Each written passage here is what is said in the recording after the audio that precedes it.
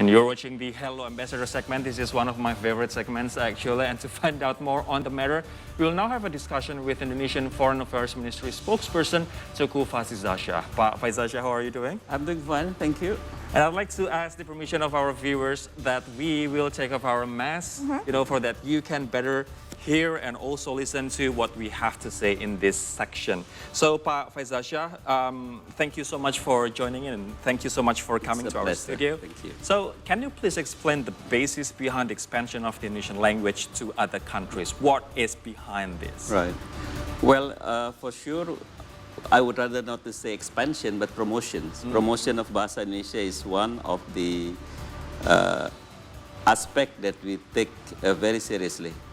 We know for sure that through language, we can promote many aspects of Indonesian characteristic particularities, like in terms of cultures, in terms of economic interests.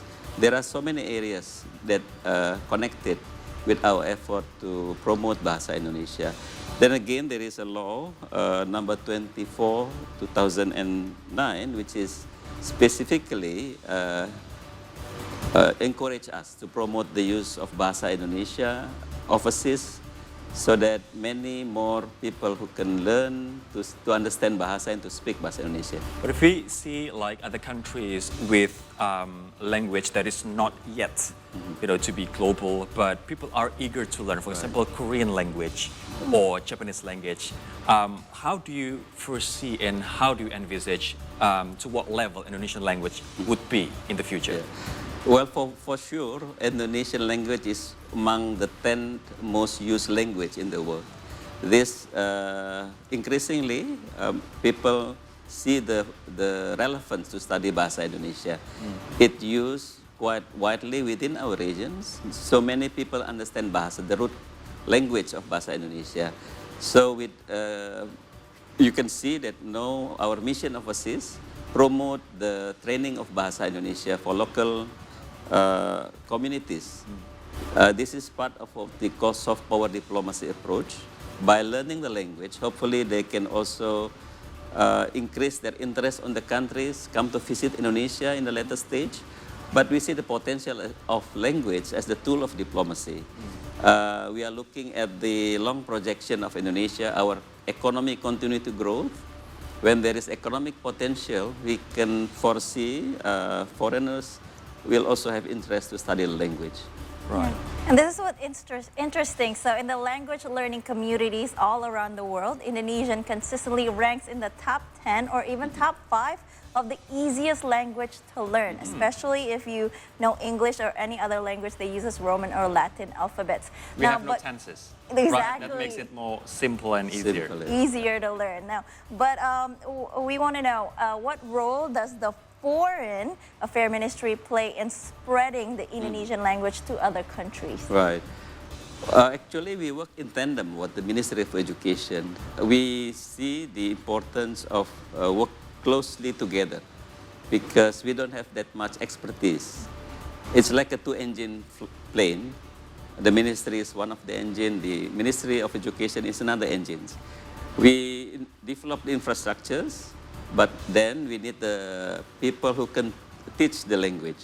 Bahasa Indonesia, I think the initial stage, the embassy will try to spread the news that we have a classes in Bahasa, but if there are more increase of interest among the local, then we need expert to coming in. Right. So it's basically how we project the greater interest among the communities overseas on Bahasa Indonesia. So the role of the Ministry of Education is essential. Yeah. They have the programs, they have the syllabus, they have the continuous projection on how to work closely with us. So, Your Excellency, it's really interesting as well to know that there's now a program that you can elaborate more on about the use of Indonesian language at Indonesian embassies overseas. Right. So, what is the program there, and is it a mandatory for embassy staff, Indonesian embassy staff overseas? Well, for sure, we need to have the locally recruited employee at the embassy to speak Bahasa because they're the face they have the interface with the local communities. So as much as possible, we want to stimulate more discussion in Bahasa in every missions. Oh. So they can be able to promote Bahasa Indonesia through their families later on when they return back to their respective house. They still have some basic Bahasa knowledge. From the embassy side, the language is a tool to understand Indonesia as well. We always have a saying in the foreign ministry, you cannot promote the interests of the country unless you know the essence of the language. Right, so what is the selection process of this staff? Are they a person who are familiar with Indonesia, have they traveled to Indonesia, studied Indonesia, or you recruit them, the embassies, worldwide recruit them and train them with Bahasa Indonesia? Well, that's the advantage. If they know Bahasa, certainly they have additional value in the recruitment process. But we not solely the Bahasa is one of the criteria, but because through the interaction, we can see they can develop interest and then pick up the words, and later on they're part of the ecosystem where people speak Bahasa within the embassy settings. Right. I see. So of course, there was a socialization when it comes to Foreign Affairs Ministry regarding the use of English language in Indonesian embassy. So it is already been told to do Yes. so. I think it's been for many, many years that we try to create a pool of speakers within the missions. Otherwise, we don't have enough sufficient number of people who converse in the language. Yep. But once we have accumulated the good numbers, then we can be more proactive in, let's say, open up class in Bahasa and many other means. But the embassies, they have all the privilege to develop their own way to promote the language because different country, different interests, different circumstances. Right. So Indonesian language used to be, one of the most popular foreign language in Australia back Yes. then, before the Bali bombing in 2002. But then the popularity declined. This is according to documentary and also a news package that we had earlier last month, I think. And we're about to have G20 presidency in November, right? And we're inviting many countries to attend.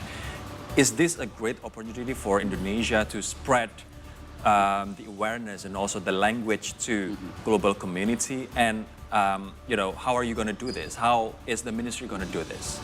Well, if we look at the G20 summit as the culmination of the whole year-long process of G20, so there are a lot of opportunities already for foreigners to come to Indonesia and interact with the local communities. This is an avenue to expose an exposure. The language-wise, Indonesia, they can meet the people in their interaction. So the whole years provide a good opportunity, in fact, for Indonesia, in many, not only for the foreign ministry, but many ministries who are responsible from some of the activities. They are the one who can interlocutors, let's say, for the delegate coming from overseas and be able to interact with the locals. Certainly, there are many initiatives. Let's say the Ministry of Education, they will come up with a book, storytelling from various provinces in Indonesia in Bahasa Indonesia and translate it in many a UN language, let's say. So this is also will attract their interest to read the Bahasa side and to read their language of origin. So this is another way to transmit that we have variety of stories for children that they can follow during the summit. I understand that the Ministry of Education plan to publish this book during the summit. Right, right. Now, let's talk about the preparation itself. So how did the Foreign Affairs Ministry prepare for the upcoming G20 presidency? Well, yes, as I said, G20 is a whole year process.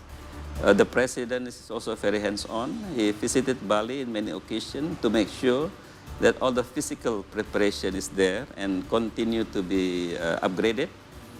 That's in terms of the physical infrastructures. But certainly on the issue of substance, it's like the whole process.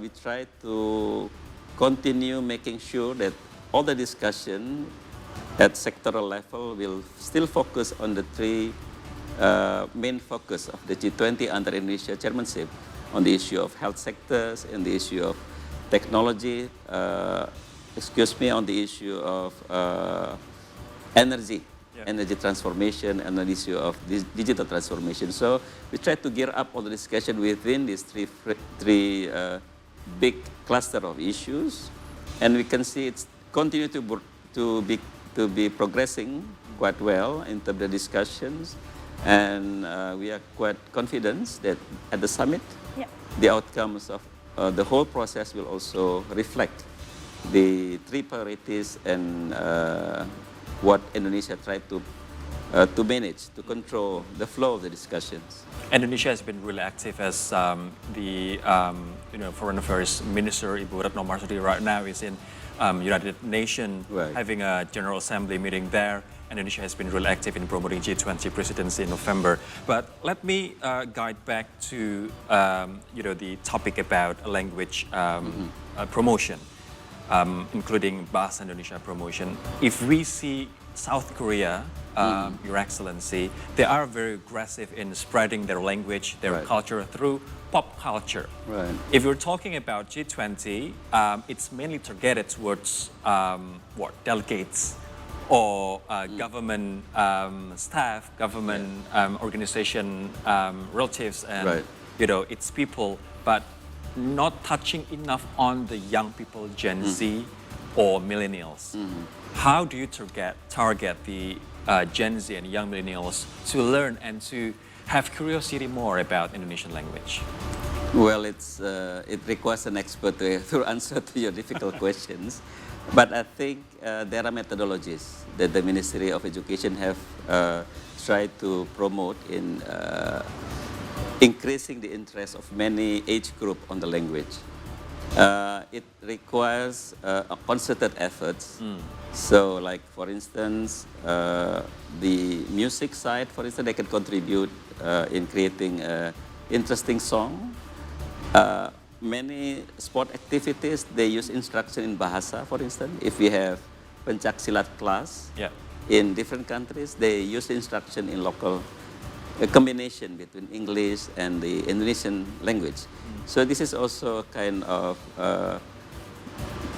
introductions on Bahasa. Language is rather unique, but it requires also many relevant institutions to contribute in the spreading of the language. And I do agree, though, it requires a concerted efforts not only from the Ministry of Foreign Affairs, but all stakeholders, including Indonesian people themselves. Yeah. So if we can get their attention to learn Indonesian, I think it's also good because Indonesian language provides an insight into the Indonesian cultures. If you have an interest in the Indonesian cultures, you will probably learn the Indonesian language. Now, Rory mentioned about Foreign Minister Retno Marsudi, who is in New York. So United Nations Secretary General Antonio Guterres had opened the 2022 UN General Assembly on Monday. Indonesia is among the attendees, with Foreign Minister Retno Marsudi set to deliver a speech on a general debate session. Now, can you tell us more a little bit about the significance of the event and the impact of Indonesia? Yes, this UN General Assembly session is rather unique. For 2 years in a row, we conduct it in the virtual ways. This is the first occasion when all the leaders come to New York and interact as if there is return to the tradition that we normally have. So we see this is important because face-to-face interaction certainly very much different to interaction virtually. The minister will capitalize on her attendance to meet as many leaders as possible. And aside from the big issues concerning UN, we will also touch on many bilateral issues. It's not always the case that all the leaders, all the foreign ministers came at one time together. So there will be a lot of bilateral meetings. And we also wish to raise some themes under the G20. As I mentioned earlier, And another issue that become the main concern of Indonesia on the food security issues. So we will see later on when the minister made a statement. I could not at the moment to reveal what she want to raise, but at least we see this is a very good opportunity to find commonalities of interest among countries, that we face a big challenge, the challenge of energy crisis, the challenge of food crisis, shortage of food supply all over the world. And this will be the main themes that we believe Indonesia will also pose to the forum and discuss at many opportunities with the counterpart of the ministers. Right. So, Pak Faizasyah, this is our last question. So, within the next 10 years, what is your hope? What is your wish regarding Indonesian language used internationally? Wow, 10 years from now, yeah? We see that the potentials are there. Yep. The world become much smaller with the technology, with the role of the transformation of means of communication. With the size of economy that Indonesia has getting bigger. Yeah, with the increase of our economic size, certainly people will see more how to bring a mutual benefit. Language is one of the means for them to be in a close connection with Indonesia. In 10 years, we hope that we will see more foreigners speak Bahasa, not only for the economic interest, but also for the love of the language. Because our Bahasa is very simple, as you said, although sometimes it becomes more difficult when they try to dig deep into the language, because young generation, they speak different Bahasa sometimes. It gets more complicated when they use slang language, Pak. Yes, indeed. But actually, in a sense, Indonesian language is simple and easy. It shows the richness, that the potential of the language to continue to grow, to adapt to the changes of from time to time, to adapt with the new generation as well. Right. Indonesian Foreign Affairs Ministry spokesperson, His Excellency Teuku Faizasyah, thank you so much for your time and for your insights. Thanks so much.